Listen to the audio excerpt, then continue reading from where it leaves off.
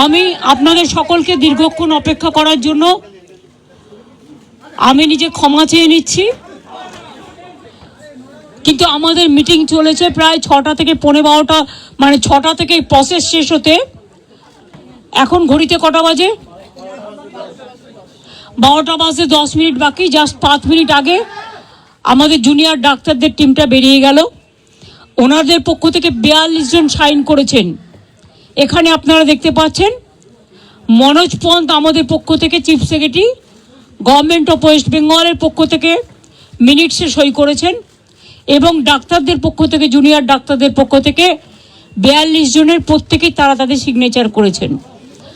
আমি আমাদের যে হোয়াটসঅ্যাপ গ্রুপ আছে নবান্নের, আমার সাথে আমার চিফ সেক্রেটারি মনোজ পন্ত, আমার সাথে আমার হোম সেক্রেটারি নন্দিনী, আমার সাথে ডিজি পুলিশ বেঙ্গল রাজীব কুমার, আমার সাথে চন্দ্রিমা আমার এমওএস হেলথ, এবং অবনীশ যে আমাদের আন্ডার সেক্রেটারি সে ছিল। তাছাড়াও অনেক অফিসাররা এবং অনেক বন্ধুবান্ধবরা, মানে যারা কাজ করেন সারাক্ষণ প্রশাসনের, ওদের দেখভাল করার জন্য ছিলেন। যা সিদ্ধান্ত হয়েছে তা পুরো নবান্ন থেকে পাঠিয়ে দিতে ডিটেলস আমি অভিনন্দন জানিয়েছি যে তারা আজকে এসছেন এবং বসেছেন বলে, এবং আমরা উভয় পক্ষই খুশি যে আমরা এতক্ষণ ধরে বিস্তারিত আলোচনা করতে পারলাম বলে। তারাও অনেক ইস্যু রেজ করেছেন, আমরাও আমাদের যা কমেন্টস আমরাও যতটা পেরেছি, ওদের বক্তব্যটা ওরা রাখতে চেয়েছিল আমরা সেটা রাখতে দিয়েছি, এবং আমরা আমাদের বক্তব্য যেটা বড়দের সবসময় সৌজন্যটা একটু বেশি করতে হয়, তাই আমাদের বক্তব্য আমরা চেষ্টা করেছি ওদের গুরুত্ব দিয়েই করবার। আপনারা জানেন সিবিআই যে কেসটা তদন্ত করছেন, অভয়া পরিবারকে, অভয়ার উদ্দেশ্যে শ্রদ্ধা জ্ঞাপন করে মিটিংটা আমি শুরু করেছি পরিবারকে সমবেদনা জানিয়ে।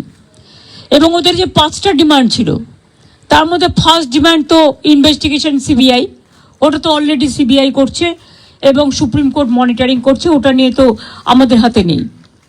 প্লাস ওদের 4টে ডিমান্ড ছিল। 4টে ডিমান্ডের মধ্যে যেটা ছিল যে মেল ওরা আমাদের করেছে, একটা হচ্ছে 3টে নাম দিয়েছিল ফ্রম হেলথ ডিপার্টমেন্ট, একটা ডিএমই, একটা ডিএইচএস, আর একটা হেলথের প্রিন্সিপাল সেক্রেটারি। আমরা ওদের বোঝালাম যে একসাথে যদি পুরো ঘরটা খালি করে দেওয়া যায় তাহলে অ্যাডমিনিস্ট্রেশনটা চলবে কি করে। সুতরাং আমরা ওদের কথা মতো ডিএমএ এবং ডিএইচএসকে সরাবার সিদ্ধান্ত নিয়েছি, এবং তাদের সম্মানজনকভাবে, এর থেকে উঁচু পোস্ট ওদের আর কিছু হয় না। তো যাই হোক, যে একজন ডিএমই হতে পেরেছে বা ডিএইচএস হতে পেরেছে, এবং তারা যথেষ্ট জাস্ট হয়েছে, নতুন বেশি দিন হয়ওনি, কিন্তু যেহেতু ছাত্রছাত্রীরা বলছেন ওদের প্রতি আমাদের আস্থা নেই, তাই তাদের ব্যাপারটাকে গুরুত্ব দিয়েছি। বাট এটাও ঠিক, আমি কিন্তু ডিএমইকে বা ডিএইচএসকে আমরা কাউকে অসম্মান করিনি, কিন্তু ওদের বিরুদ্ধে যেহেতু চিকিৎসকদের ক্ষোভ আছে এবং তাই ওদের দাবি মেনে নিয়ে আমরা বলেছি এই দুজনকে সরানোর সিদ্ধান্ত আমরা নিয়েছি।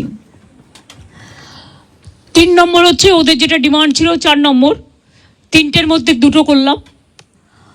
আর 4 নম্বর ডিমান্ড যেটা ছিল সিপি বিনীত গোয়েলকে সরিয়ে দেওয়ার জন্য। বিনীত গোয়েল ওদের কাছে নাকি আগেই স্বীকার করেছিল, যেটা ওরা মিটিংয়ে বললেন, যে আমি পদত্যাগ করতে চাই, কারণ আমার মনে হচ্ছে তোমরা যখন আমার প্রতি আস্থা রাখতে পারছো না, তোমাদেরও যেমন পরিবার পরিজন আছে আমারও আছে, এটা ওরা আমাকে মিটিংয়ে বলল।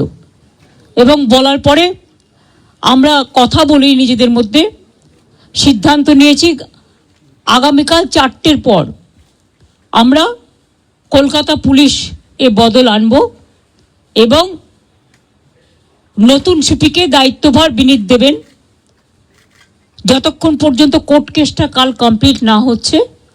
4টের পর আমরা টাইম দিয়েছি।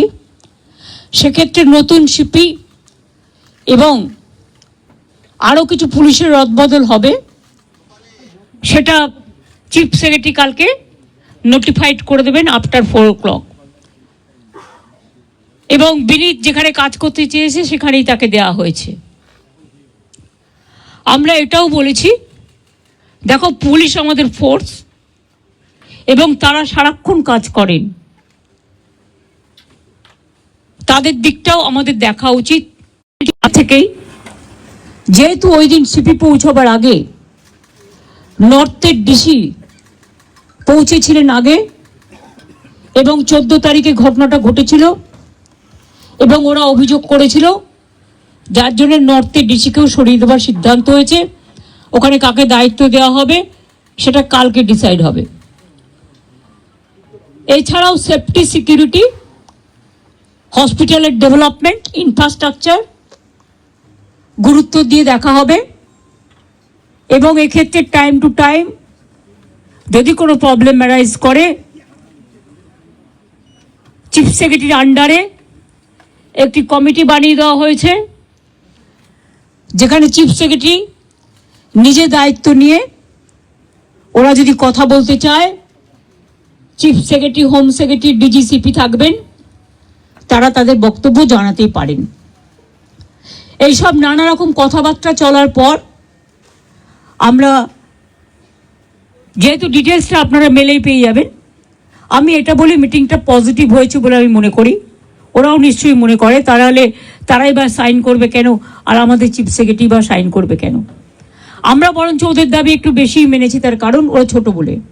এবং আমি লাস্ট যেটা বলেছি যে তোমাদের কাছে আমার আবেদন থাকবে যে তোমরা, আমি জানি তোমরা বলবে আমরা ফিরে গিয়ে জিবিতে আলোচনা করব, সেটা হতেই পারে।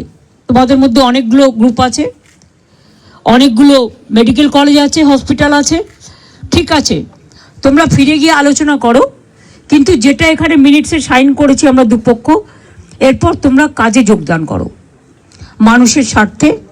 চারিদিকে বন্যা হচ্ছে, আমার কাছে খবর আছে হুগলিতে খানাকুলে 35 জন মানুষ ট্র্যাপড হয়ে আছে।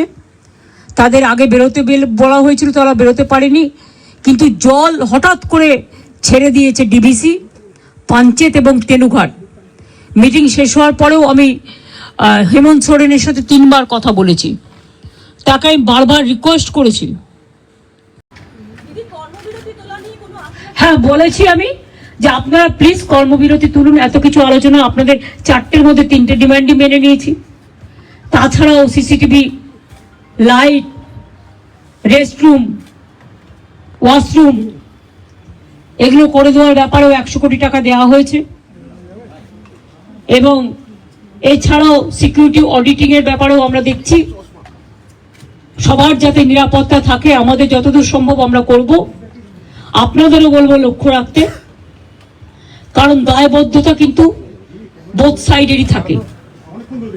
আর আমি আপনাদের কাছে অনুরোধ করব, অনেক মানুষ মারা গেছে, অনেক মানুষের কষ্ট হচ্ছে, চিকিৎসা পাচ্ছে না, অনেক পেশেন্ট আটকে আছে।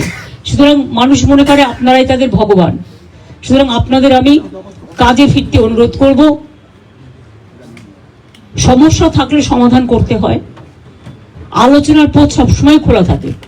আজকে 3 দিন অপেক্ষা করার পর, আজকে 4 দিন 5 দিন, 3 ঘন্টা 2 ঘন্টা 3 ঘন্টা অপেক্ষা করার পর আজকে প্রায় সব প্রসেস শেষ করতে 5.5 ঘন্টা টাইম লেগেছে। আমাদের দিক থেকে যা যা করার ছিল আমরা চেষ্টা করেছি, বাংলার মানুষ যাতে ভুল না বোঝেন, বাংলার মানুষের দিকে তাকিয়ে। এবং এটা নিয়ে আবার যেন কেউ অপপ্রচার দয়া করে করবেন না। বাংলায় দুর্গাপুজো আসছে, এটা আমার আবেদন আপনাদের কাছে। এটা আমাদের মিটিংয়ে আলোচনা হয়নি, আমি করিনি, এটা আমার পক্ষ থেকে বন্যাটা এবং ফ্লাডের ব্যাপারটা আমি বলেছি, এই পরিস্থিতি। সুতরাং ম্যালেরিয়া বাড়বে, ডেঙ্গু বাড়বে, জলজনিত রোগগুলো বাড়বে। আপনাদের খুব প্রয়োজন এখন, আপনারা হাসপাতালে ফিরে যান। আমি এটুকু বলতে পারি, কারো বিরুদ্ধে কোনো শাস্তিমূলক ব্যবস্থা নেওয়া হবে না।